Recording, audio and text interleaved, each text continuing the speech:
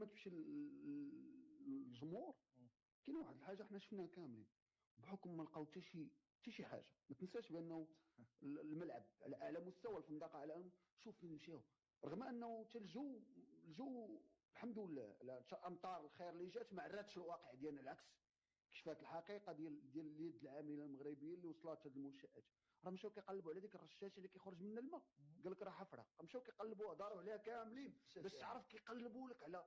ملي كتشوف هذيك الصوره كتبين لك واحد الاشياء اللي جايين عليها كتلقاو مضغوطين ولاو الكره الاكسترا سبورتيف عندك كيقلبوا تجمعوا على حفره، وانه ديك الحفره هي عاديه كتكون في الملعب. عرفتي علاش؟ هي ديال ديك الرشاشات اللي كيسقيو الماء اللي كيسقيو ومن بعد كترجع عادي.